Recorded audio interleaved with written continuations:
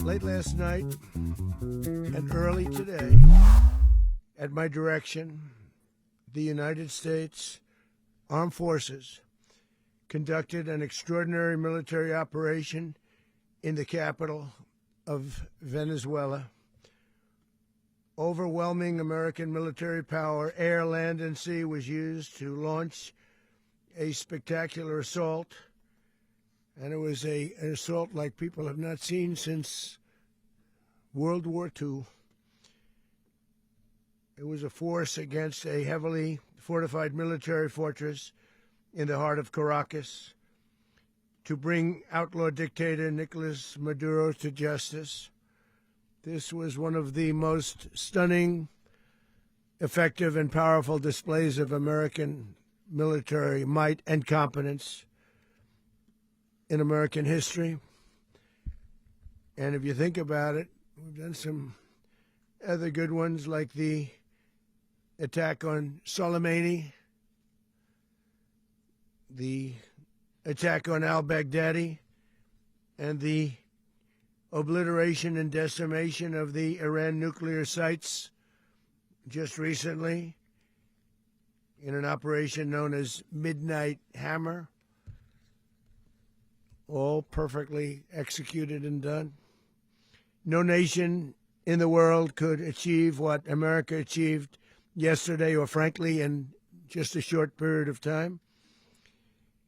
All Venezuelan military capacities were rendered powerless as the men and women of our military, working with U.S. law enforcement, successfully captured Maduro in the dead of night. It was dark. The lights of Caracas were largely turned off due to a certain expertise that we have. It was dark and it was deadly. But captured along with his wife, Cilia Flores, both of whom now face American justice. Maduro and Flores have been indicted in the Southern District of New York, it's Jay Clayton, for their campaign of deadly narco-terrorism against the United States and its citizens. I want to thank the men and women of our military who achieved such an extraordinary success overnight with breathtaking speed, power, precision, and competence. You rarely see anything like it. You've seen some raids in this country that didn't go so well. They were an embarrassment. If you look back to Afghanistan, or if you look back to the Jimmy Carter days, they were different days. We're a respected country again, like never before. These highly trained warriors, operating in collaboration with U.S. law enforcement, caught them in a very ready position. They were waiting for us. They knew we had many ships out in the sea, just sort of waiting. They knew we were coming. So they were in what's called a ready position. But they were completely overwhelmed and very quickly incapacitated. If you would have seen what I saw last night, you would have been very impressed. I'm not sure that you'll ever get to see it, but it was an incredible thing to see.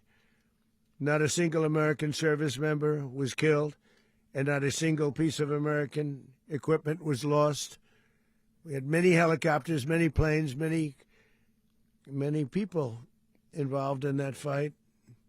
But think of that, not one piece of military equipment was lost, not one service member was, more importantly, killed. The United States military is the strongest and most fearsome military on the planet by far, with capabilities and skills our enemies can scarcely begin to imagine. We have the best equipment anywhere in the world.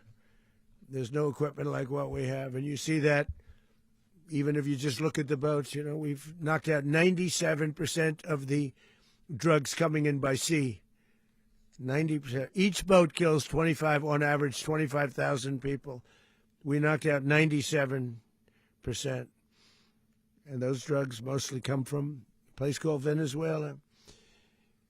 We're going to run the country until such time as we can do a safe, proper, and judicious transition. So We don't want to be involved with having somebody else get in, and we have the same situation that we had for the last long period of years. So we are going to run the country until such time as we can do a safe, proper, and judicious transition. And it has to be judicious because that's what we're all about.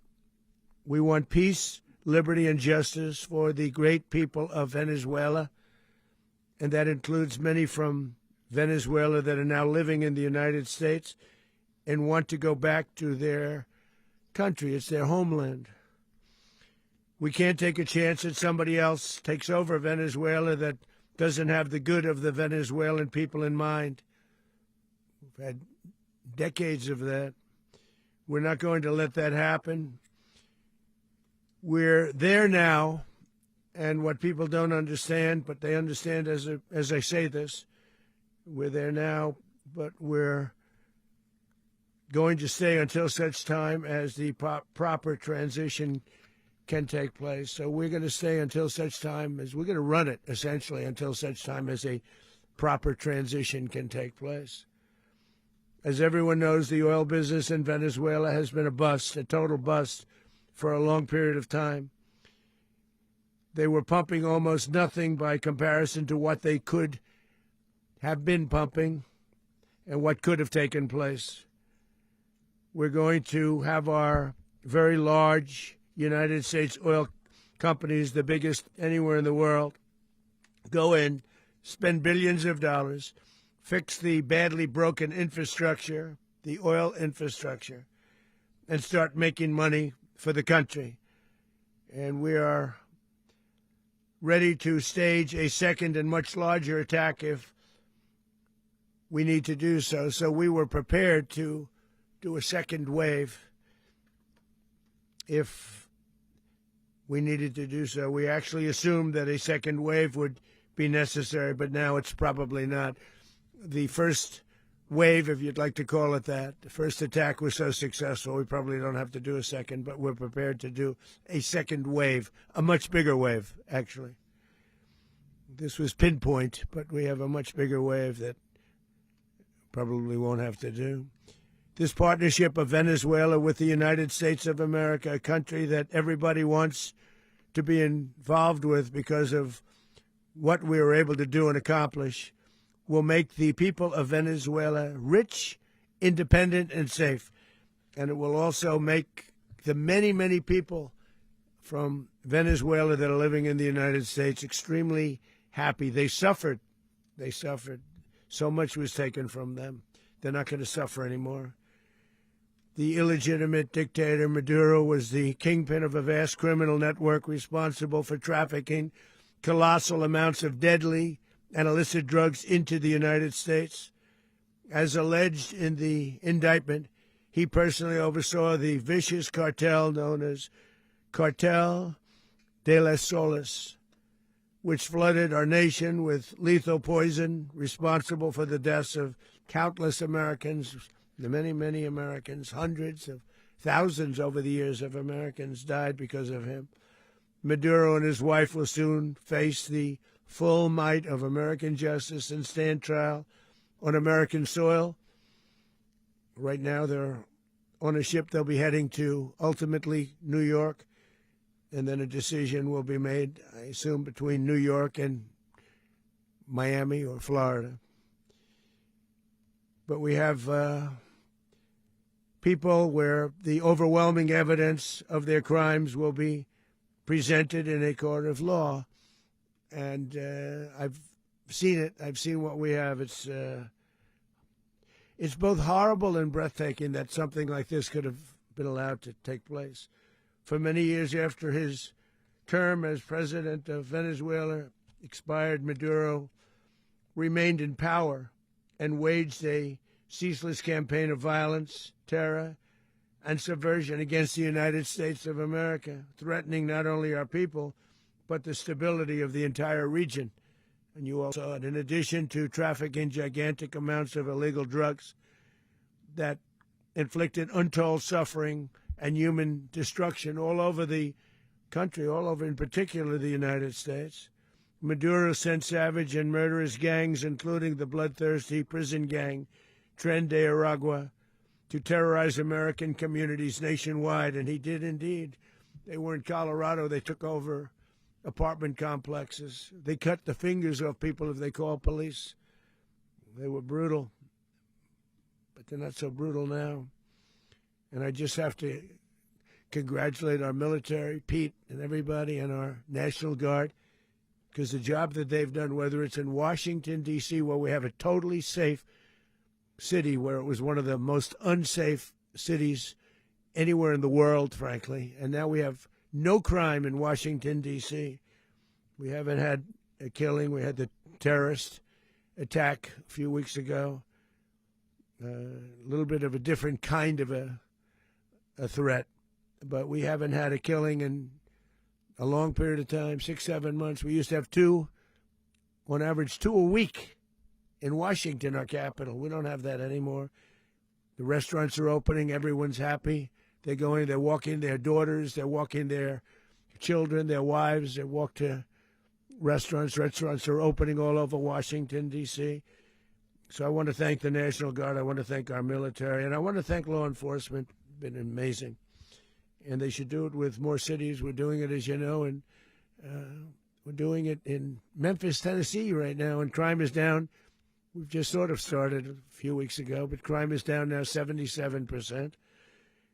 And the governor of Louisiana called, great person, and he wanted us to help him, as you know, in a certain very nice part of Louisiana.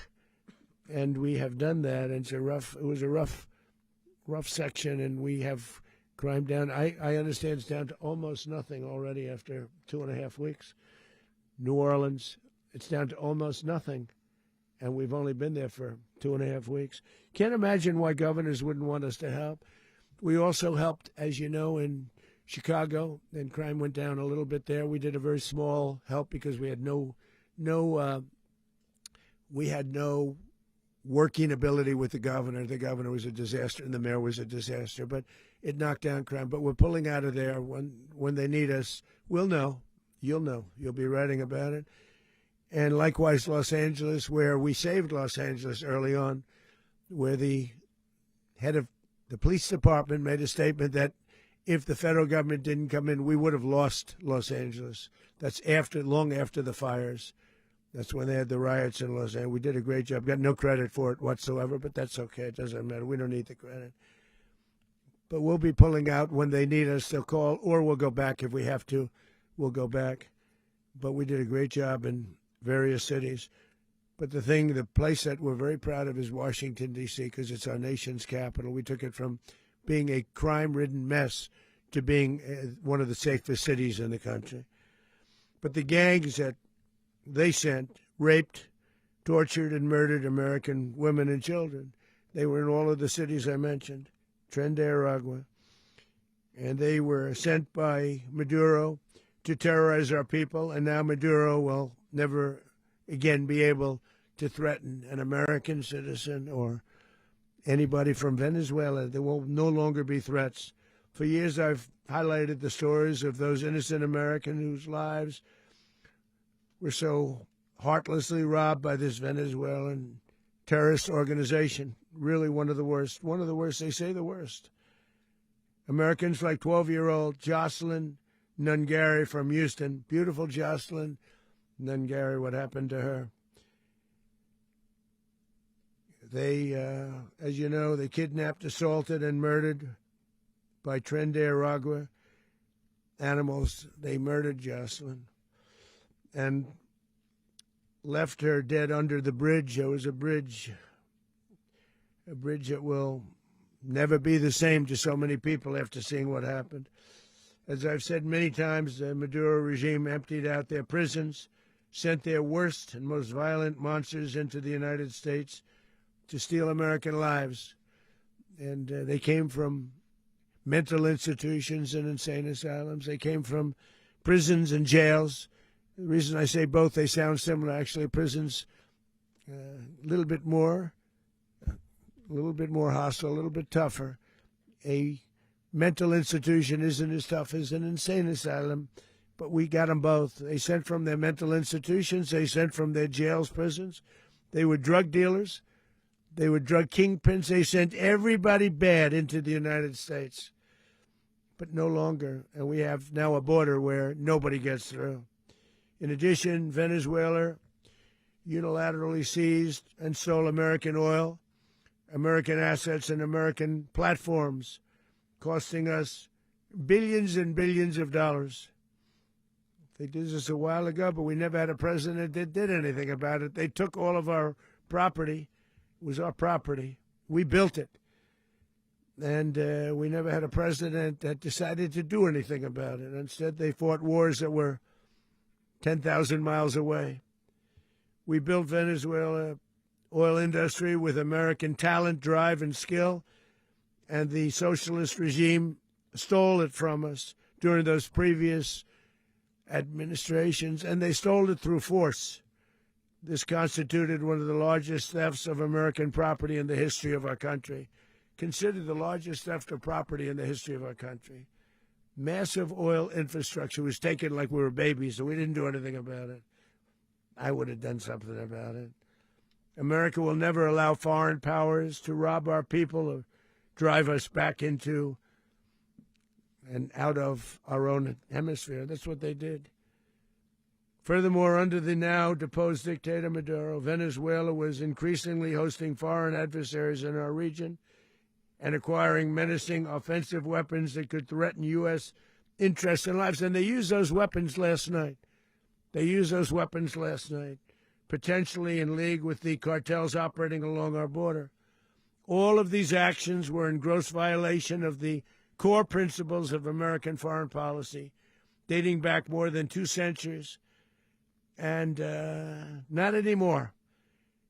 All the way back, it dated to the Monroe Doctrines, and the Monroe Doctrine is a big deal, but we've superseded it by a lot, by a real lot. They now call it the Donroe Document. I don't know. It's Monroe Doctrine.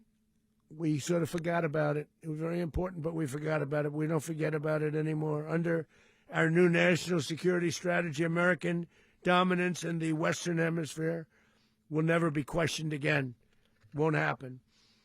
So just in concluding, for decades, other administrations have neglected or even contributed to these growing security threats in the Western Hemisphere. Under the Trump administration, we are reasserting American power in a very powerful way in our home region. And our home region is very different than it was just a short while ago. The future will be, and we did this in my first term. We had great dominance in my first term, and we have far greater dominance right now.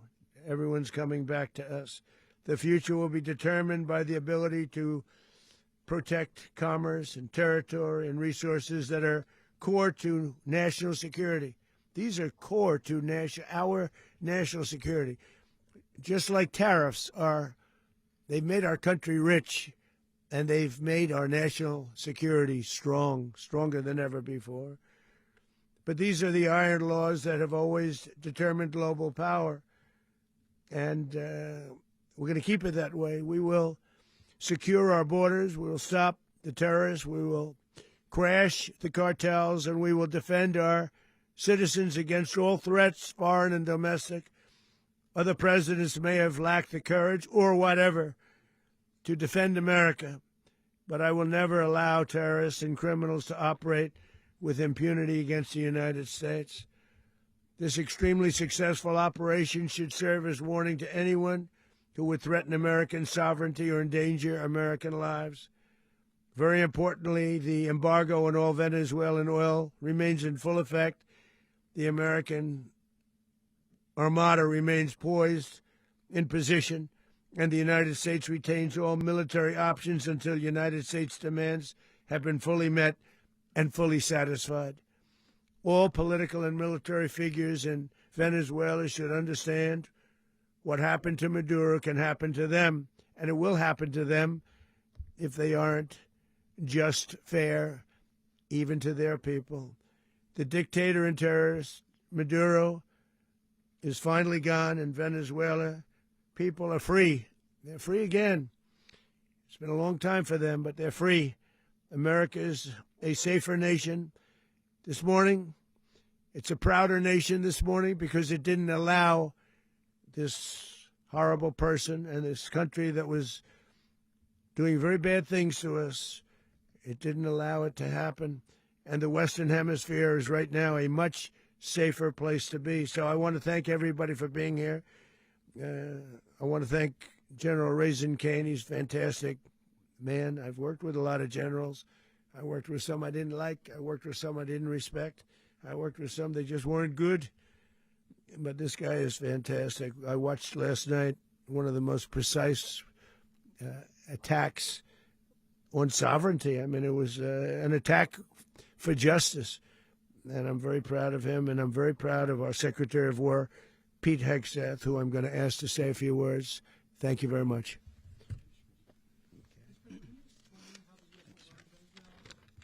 Well, thank you, Mr. President.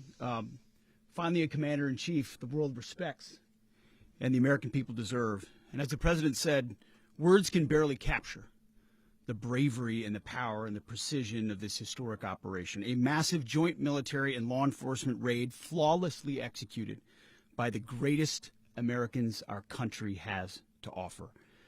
American warriors are second to none, the best in the world and the best of our country. What all of us witnessed last night was sheer guts and grit, gallantry, and glory of the American warrior. I'm simply humbled by such men. And I tip my hat to our chairman, Dan Raisin Kane, and all those Americans who stood watch last night. Our warriors are the elite of America, and again, President Trump has your back. No other country on planet Earth, and it's not even close, could pull this kind of operation off. And no other president has ever shown this kind of leadership, courage, and resolve, the most powerful combination the world has ever seen. As the President said, our adversaries remain on notice. America can project our will anywhere, anytime. The coordination, the stealth, the lethality, the precision, the very long arm of American justice, all on full display in the middle of the night. Nicolás Maduro had his chance, just like Iran had their chance, until they didn't and until he didn't. He effed around, and he found out. President Trump is deadly serious about stopping the flow of gangs and violence to our country, deadly serious about stopping the flow of drugs and poison to our people, deadly serious about getting back the oil that was stolen from us, and deadly serious about reestablishing American deterrence and dominance in the Western Hemisphere. This is about the safety, security, freedom, and prosperity of the American people. This is America first. This is peace through strength. And the United States War Department is proud to help deliver it. Welcome to 2026. And under President Trump, America is back. I'd like to welcome now our chairman, Chairman Raisin Kane, to give a few more details about the operation. Mr. Chairman. Thank you, Mr. Secretary. Thank you, Mr. President, and good morning. Last night, on the order of the President of the United States and in support of a request from the Department of Justice, as the President said, the United States military conducted an apprehension mission in Caracas, Venezuela, to bring to justice two indicted persons, Nicolás and Cilia Maduro. This operation, known as Operation Absolute Resolve, was discreet, precise, and conducted during the darkest hours of January 2nd and was the culmination of months of planning and rehearsal, an operation that, frankly, only the United States military could undertake. What I'd like to do this morning is talk to you through some of the preparation and the details without compromising any of our tactics, techniques, and procedures. There is always a chance that we'll be tasked to do this type of mission again. Our interagency work began months ago and built on decades of experience of integrating complex air, ground, space, and maritime operations. While the past 2 decades have honed the skills of our special operations forces, this particular mission required every component of our joint force, with soldiers, sailors, airmen, Marines, and Guardians working in unison with our intelligence agency partners and law enforcement teammates in an unprecedented operation.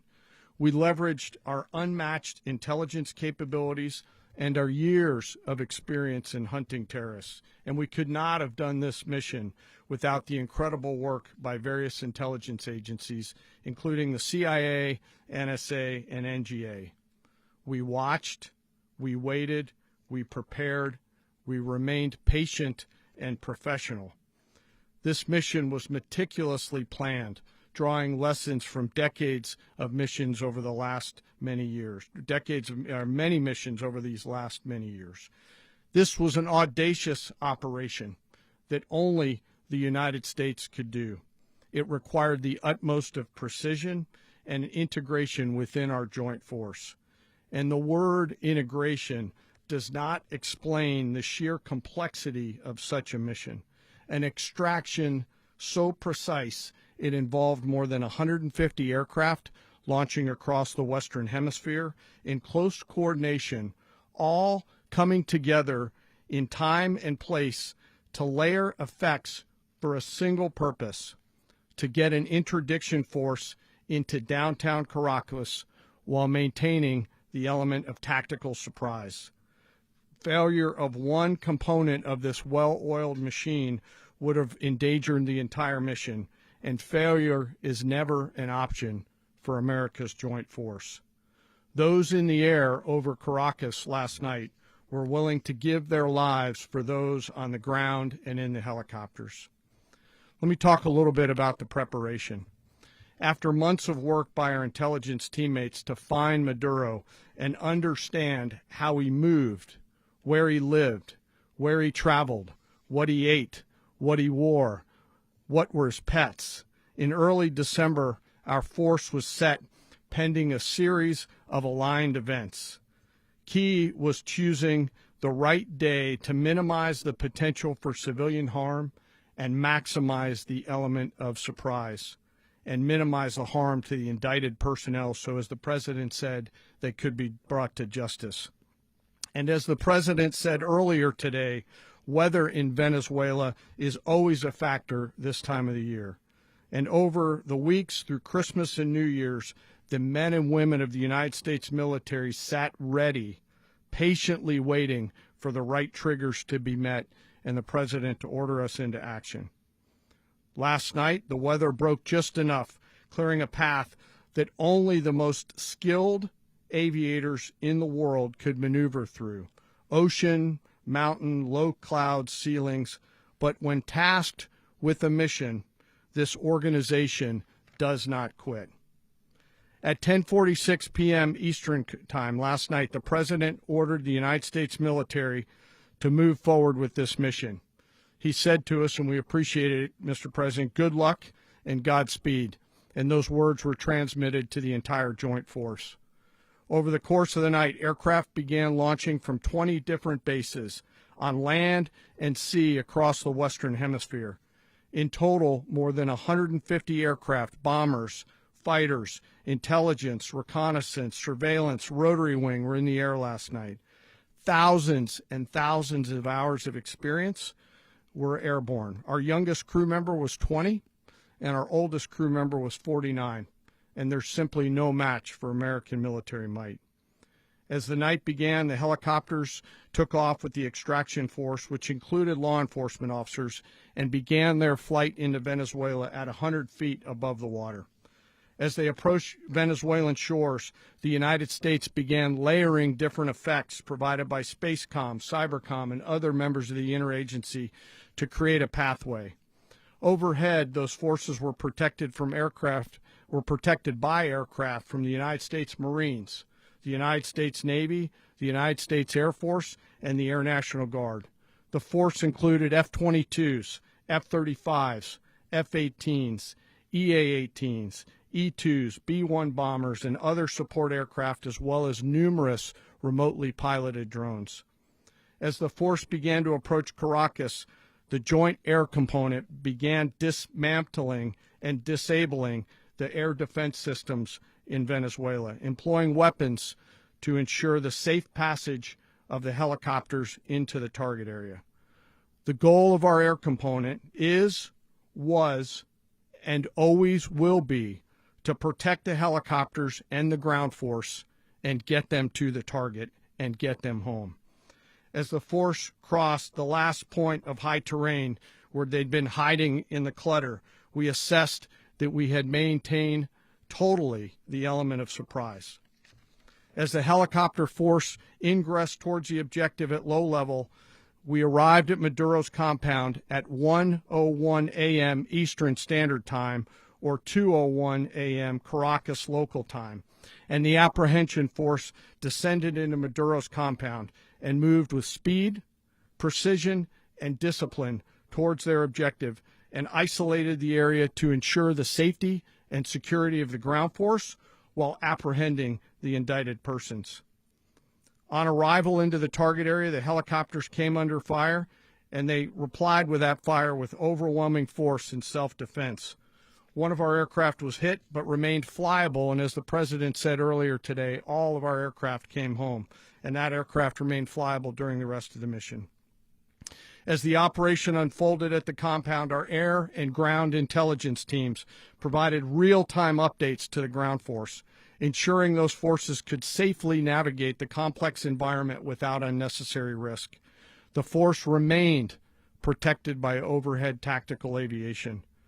Maduro and his wife, both indicted, gave up and were taken into custody by the Department of Justice, assisted by our incredible U.S. military with professionalism and precision, with no loss of U.S. life. After securing the indicted persons, the force began to prep for departure. Helicopters were called in to exfiltrate the extraction force, while fighter aircraft and remotely piloted aircraft provided overhead coverage and suppressive fire. There were multiple self-defense engagements as the force began to withdraw out of Venezuela. The force successfully exfiltrated and returned to their afloat launch bases, and the force was over the water at 3:29 a.m. Eastern Standard Time with indicted persons on board. And both Maduro and his wife were embarked aboard the USS Iwo Jima. In closing, what we've witnessed today is a powerful demonstration of America's joint force. We think, we develop, we train, we rehearse, we debrief, we rehearse again and again, not to get it right, but to ensure that we cannot get it wrong. Our jobs are to integrate combat power so when the order comes, we can deliver overwhelming force at the time and the place of our choosing against any foe anywhere in the world. I am immensely proud today of our joint force and filled with gratitude to represent them here today. There is simply no mission too difficult for these incredible professionals and the families that stand by them and support them.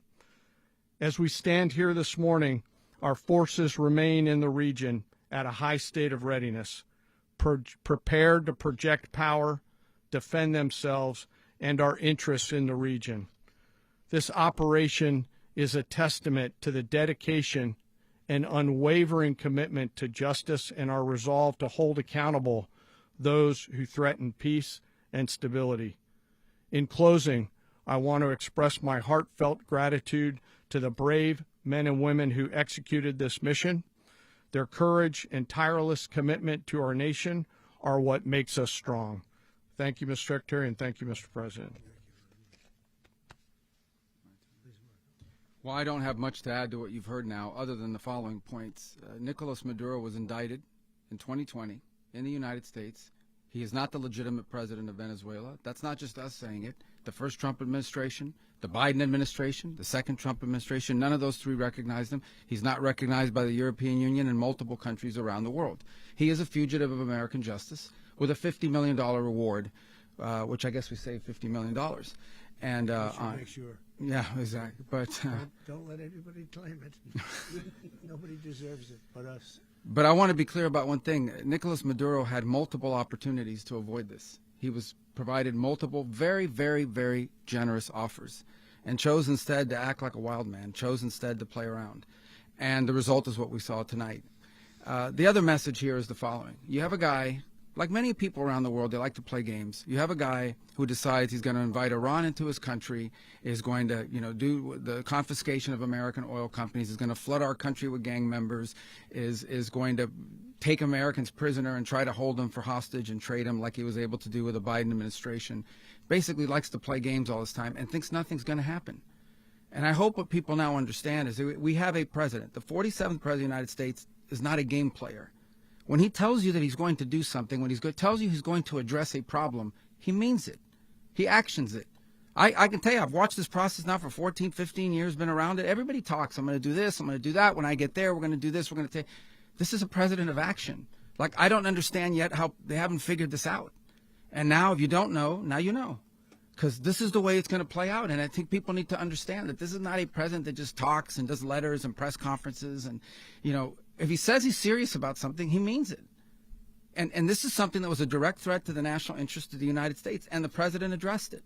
There's a president of peace, by the way. I told you what I just said earlier. This guy had multiple opportunities to find his way somewhere else and figure out another. He could have been living somewhere else right now very happy, but instead he wanted to play big boy. And so now, he's got other sets of problems on his hands. And but I think the message here should be for the world. Look, the president doesn't go out looking for people to pick fights with. He's not generally wants to get along with everybody. We'll talk and meet with anybody, but don't play games. Don't play games with this president's in office, because it's not going to turn out well. And so I hope that I guess that lesson was learned last night, and we hope it'll be instructive moving forward. Is that a message for Cuba, Mr. President?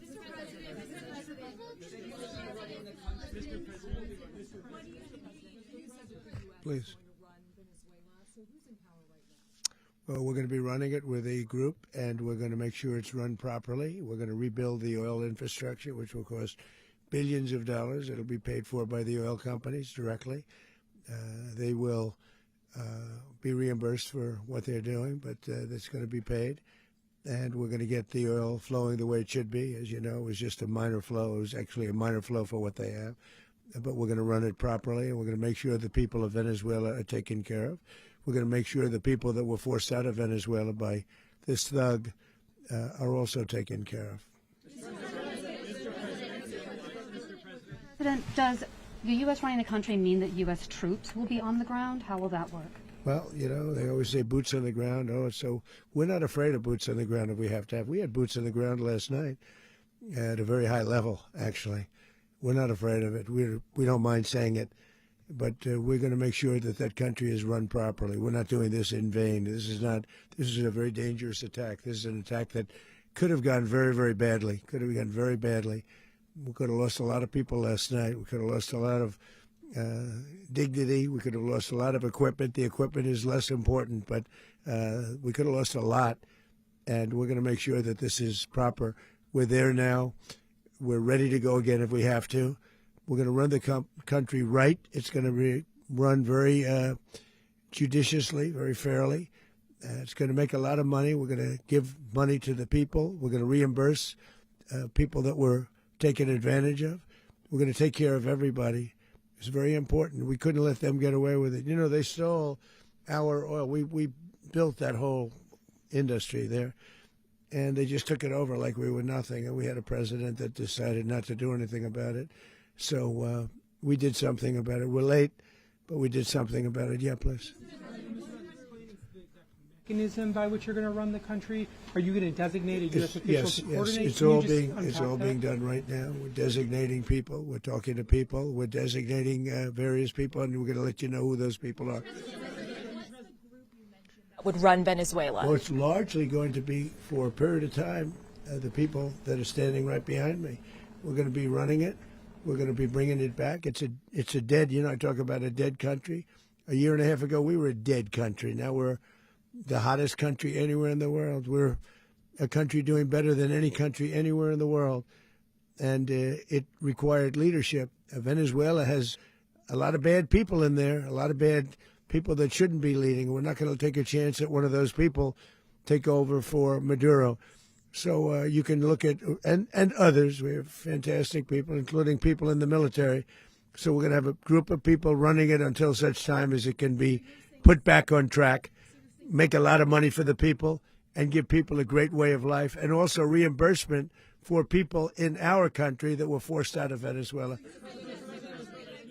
Rubio would be. You said earlier today that you weren't going to back Machado to come back and be the opposition leader in your Fox and Friends interview. And then you also mentioned the vice president of Venezuela. Are you going to work with the vice president of Venezuela, or how do you foresee the relationship going? I understand she was just sworn in, but she was, as you know, picked by Maduro.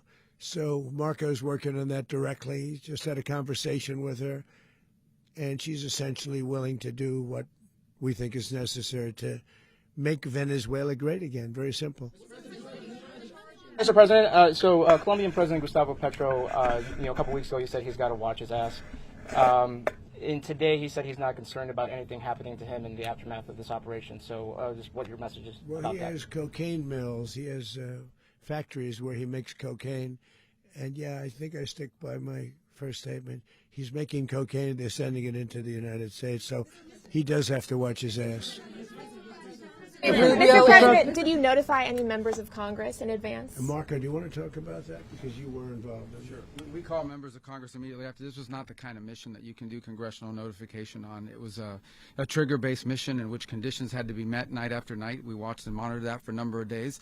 So it's just simply not the kind of mission you can call people and say, hey, we may do this at some point in the next 15 days.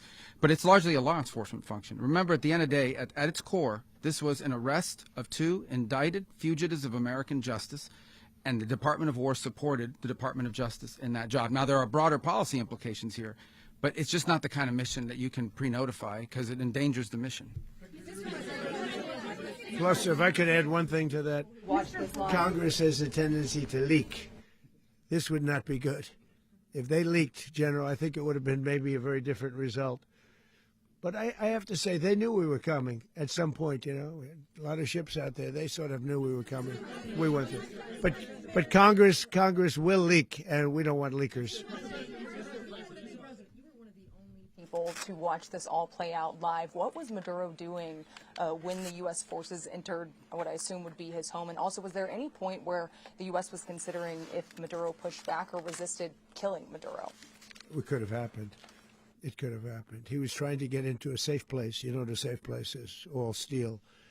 And he wasn't able to make it to the door because our guys were so fast. They went through the opposition so fast. And there was a lot of opposition. People were wondering, do we get them by surprise? Sort of surprised, but they were waiting for something. There was a lot of opposition. There was a lot of gunfire. You saw some of it today. But he was trying to get to a safe place, which wasn't safe because we would have had the door blown up in about 47 seconds, they say on average, regardless of how thick the steel was. It was a very thick door. It was a very heavy door, but he was unable to get to that door. He made it to the door. He was unable to close it. Go ahead, finish. To be in the time being right now. Do you know his exact Well, whereabouts? eventually, ultimately, in the near future, he's going to be brought to New York. And where is he going to be held? Where is he going to be held in New York? Do you know? That's going to be up to the officials that do these things. Mr. President, the U.S. has something of a mixed track record of ousting dictators without necessarily a plan for what comes afterwards. Not with Did me. that weigh on your decision? Well, that's when we had different presidents, but with me, that's not true. With me, we've had a perfect track record of winning.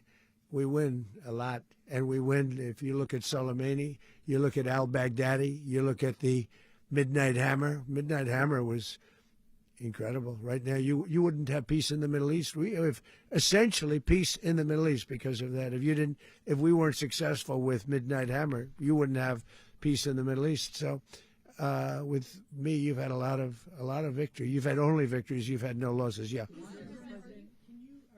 How long do you expect the U.S. to run Venezuela, and how soon do you want the Venezuelan people to hold elections? So I'd like to do it quickly, but it takes a period of time. We're rebuilding. We have to rebuild their whole infrastructure. The infrastructure is rotted.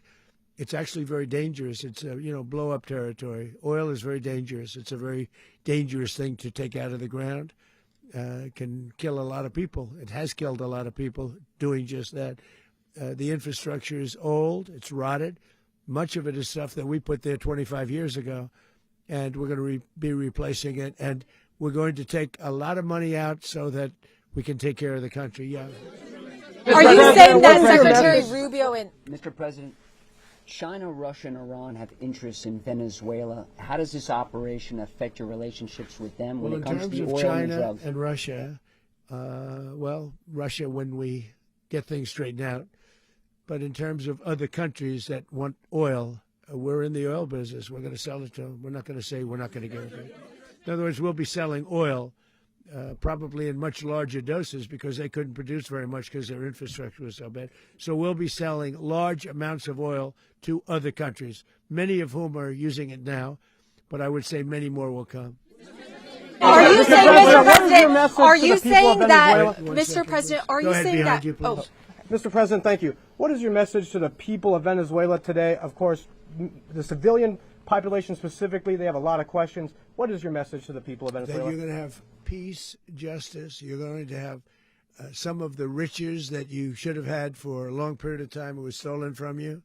But you're going to have peace and you're going to have safety. You're going to have justice. You're going to have a country. You're going to have a real country. You're going to have potentially a great country. You know, if you go back 20 years, maybe even a little longer ago, that was a great country. And they destroyed it. Remember I said that if we lose this election, the United States will be Venezuela on steroids. That's what would have happened. Had we lost the election, the 2024 election, we suffered so badly. When you look at the border from 2020, what they did, what Joe Biden administration did to our country should never be forgotten. But if we had to go through another year of that, we would be exactly where Venezuela was in terms. I used to say, if they win, we're going to be Venezuela on steroids, and that's what would have happened. President, thank you. Are you saying that Secretary Hegseth and Rubio are going to be running Venezuela, and will you be sending in U.S. military troops to provide? They're going to be a team that's working with the people of Venezuela to make sure that we have Venezuela right. Because for us to just leave, who's going to take over? I mean, there is nobody to take over. You have a vice president who's been appointed by Maduro. And right now she's the vice president, and she's, I guess, the president. She was sworn in as president just a little while ago. She had a long conversation with Marco, and she said, we'll do whatever you need. I think she was quite gracious, but she really doesn't have a choice. We're going to have this done right.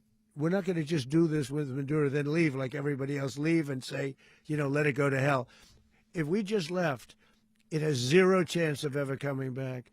We'll run it properly. We'll run it professionally. We'll have the greatest oil companies in the world go in and invest billions and billions of dollars and take out money, use that money in Venezuela. And the biggest beneficiary are going to be the people of Venezuela. And also, I can't stress this strongly enough, the people that got thrown out of Venezuela that are now in the United States. And frankly, some want to stay and some probably want to go back. Yeah. The country, and were any of the detained Americans? Well, right now they're very protected because nobody's going to mess with us. They're very protected. The people of, and we let them know that you better not touch one of them. Are you concerned that bad elements of the Maduro regime will remain in place? Well, we know who they are. We're on them, and they're acting much differently now than they would have acted 2 days ago. Okay, wait, behind you, please. Mr. President, why is running a country in South America America first? Well, I think it is because we want to surround ourselves with good neighbors. We want to surround ourselves with stability. We want to surround ourselves with energy. We have tremendous energy in that country. It's very important that we protect it. We need that for ourselves. We need that for the world. And we want to make sure we can protect it. Yes, sir. Please, go ahead. Yeah, is there a message here for Cuba and Diaz-Canel? Well, Cuba is an interesting case. Cuba is, not doing very well right now. That system has not been a very good one for Cuba. The people there have suffered for many, many years. And I think Cuba is going to be something we'll end up talking about because Cuba is a failing nation right now, very badly failing nation. And we want to help the people. It's very similar in the sense that we want to help the people in Cuba, but we want to also help the people that were forced out of Cuba and living in this country. Do you want to say something about that, Marco, please? Well, I mean, I just gave you a statement a few minutes ago about you know, when the president speaks, you should take him seriously. So suffice it to say, you know, Cuba is a disaster. It's run by incompetent, senile men, and in some cases, not senile but incompetent nonetheless. It has no economy. It's in total collapse. And by the way, you know, they were, you know, all of the guards that helped protect Maduro, this is well known, their whole spy agency, all that were full of Cubans. I mean, they basically, it's amazing. This poor island took over Venezuela in some cases. One of the biggest problems the Venezuelans have is they have to declare independence from Cuba that tried to basically colonize it from a security standpoint. So, yeah, look, if I lived in Havana and I was in the government, I'd be concerned, at least a little bit. Cutting off the oil flow to Cuba from Venezuela? Well, the president already announced a week ago that anything that's sanctioned, it's sanctioned oil, it's not going to be allowed to get there. So that's a pre-existing. The answer is yes. Yes.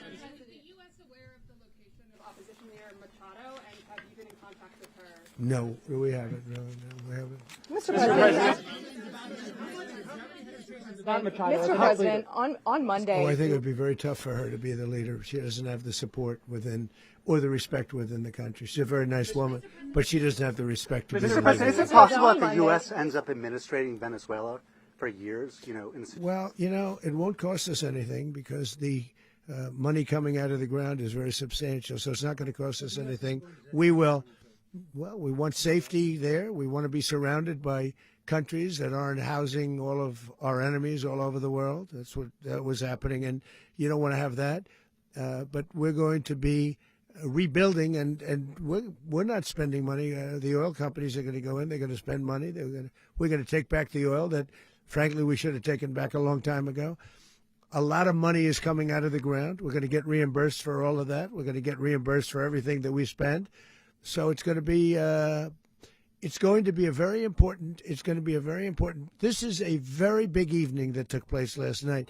We have to be surrounded by safe, secure countries, and we also have to have energy. Very important. We have to have energy that's real energy, not where they're getting 4% and 5% of the energy out of the ground. You take a look. It was such a disaster. So what's going to happen with Venezuela, I think, over the next period of a year, is going to be a great thing, and the people of Venezuela will be the biggest beneficiaries. Going to send in the U.S. military. Mr. President, thank you. What did you last speak to Maduro about when you spoke? And is the Well, US I don't want to get war into with the Venezuela? conversations, but I did have conversations with him, and I said, you got to surrender. And I actually thought he was pretty close to doing so, but now he wished he did, yeah. You said that Maduro is responsible for drug trafficking. You recently pardoned the former president of Honduras who was convicted of many drug trafficking. Can you explain how these two situations are different? And would you ever pardon Maduro? I endorsed, as you know, the winning president, the man who won in Honduras. I endorsed the man who won in Chile. I endorsed the man who won in Argentina. And we are doing very well with that whole group. What the man that I pardoned was, if you could equate it to us, he was treated like the Biden administration treated a man named Trump. That didn't work out too well for them. This was a man who was persecuted very unfairly. He was the head of the country. He was persecuted very unfairly. And there are a number of them. And we felt that it was a very unfair situation that happened to him. He's also a party member of the man who won. So obviously the people liked what I did. And one of the reasons that was done is because of the fact that the party in power felt very strongly that that man was treated very badly. I studied it very quickly, and then I studied it in great detail. I went to a lot of the people standing behind me, and they felt that that man was persecuted and treated very badly. That's why I gave him a pardon. You referenced boots on the ground earlier. Can you just sort of button this up? Do you envision the U.S. military having a presence in Venezuela as the U.S. runs that Well, country? no, we're going to have a presence in Venezuela as it pertains to oil, because we have to have, we're sending our expertise in. So you may need something, not very much. But no, we're going to be taking out a tremendous amount of wealth out of the ground. And that wealth is going to the people of Venezuela and people from outside of Venezuela that used to be in Venezuela. And it goes also to the United States of America in the form of reimbursement for the damages caused us by that country. So I want to thank you all very much. Thank you. Do you have one? Yes, please. You were so nice before. I'm going to give you the final question. Go Thank ahead. you, Mr. Unless it's a President. bad question, in It's which about case I'll Putin. go one word. It's about who? It's about Putin, if you want. About Putin. Well, that's Okay. always nice You had to a talk phone- about Putin. You had a phone call with him Yeah. on Monday. Did he talk at all about Maduro? Did y'all talk about this? No, we didn't. And We then- never spoke about Maduro. Are you mad at him right now? I mean, there's this I'm not intelligence. thrilled with Putin. I'm not thrilled with Putin. He's killing too many people. I thought that would be so. I settled 8 1/4 war. You know what the 1/4 was? Thailand and Cambodia. I did it again. They broke out, and I did it in about 5 hours, and I settled it. I'm giving myself 1/4, so I'm up to now 8 1/4. In other words, I settled the war, but then they broke out. They had a pretty bad breakout over the last 4 days. I got them to go back to peace, so I only give 1/4. I thought the easiest one would be, one of the easier ones would be Russia, Ukraine. It's not, and they both have done some pretty bad things. And look, that's Biden's war. That's not my war. But I want to stop the lives. Did you see where last month 30,000? It was 27,000 the month before. 30,000, mostly soldiers, were killed this last month. 30,000. I want to stop that. You know, I got NATO to pay 5% instead of the 2% that they weren't paying. They weren't paying 2, now they pay 5. And we send them a lot of munitions. We send them a lot of things, missiles and various other things, a lot. And they pay. The United States is not losing money. We're probably making money on that. It's the last thing I care about. I just want to stop all those people. We're losing 25, 30,000 human beings. They come from 2 places that are very far away. But if I can stop, because it's something I've been pretty good at doing, deals, I guess. It's all a deal. Life is a big deal. But if I can stop that war and stop 30,000 young people, in addition to the fact that people are being killed in Kiev, people are being killed in other cities throughout, a much smaller number, but they're being killed, viciously killed. So I'm not happy about it. I thought that would be something that would get solved. We have Mr. Witkoff here. I think that we're making progress, but that's a war that should have never happened. If I were president, it would have never happened. Putin says it. Everybody says it. If I were president, that would have never happened. But I inherited that war. That was Joe Biden, Zelensky, and Putin. I came into the situation, and it's a mess. And I will say this. I watched an operation last night that was so precise, that was so brilliant. I mean, it was incredible. If we had our people, like this general and our people involved, that war would not have gone on very long, that I can tell you. That war, to use an old term, that war has become a bloodbath, and we want it to get stopped. Thank you very much, everybody.